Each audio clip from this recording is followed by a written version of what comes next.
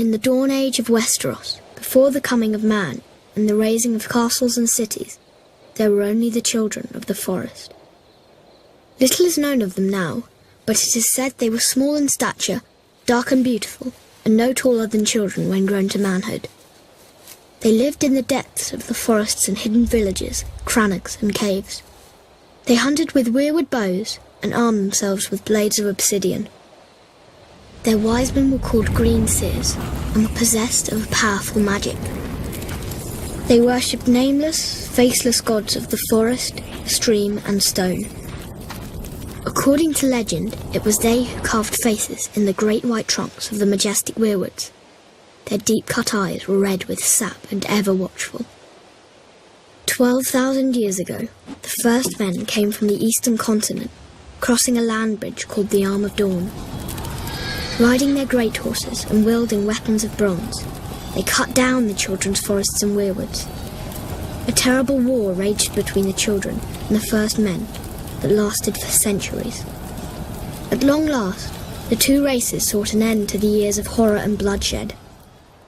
They met on a small isle in the centre of a great lake called the God's Eye. It was there they forged the pact.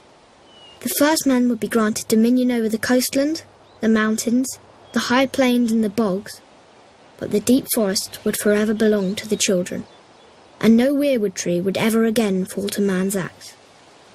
To seal the pact before the gods, the children carved a face in every weirwood tree on the island, which came to be known as the Isle of Faces.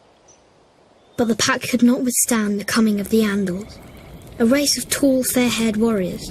They attacked with fire and weapons of steel, slaughtering the children of the forest wherever they could find them, burning out their weirwood groves, hacking away at the faces of the old gods, and spreading their own religion through the land. Centuries of war followed, and the Andals conquered every kingdom in Westeros, save one, the North. The kings of winter were able to withstand the Andal invasion, and descendants of the first men dwell there to this day, and continue to worship the old gods. As for the children of the forest, those who survived the slaughter were said to have fled far north and have not been seen again. Most assume they're long dead, and some don't believe they ever existed. They live on only through song and legend, and in the faces of the weirwood trees.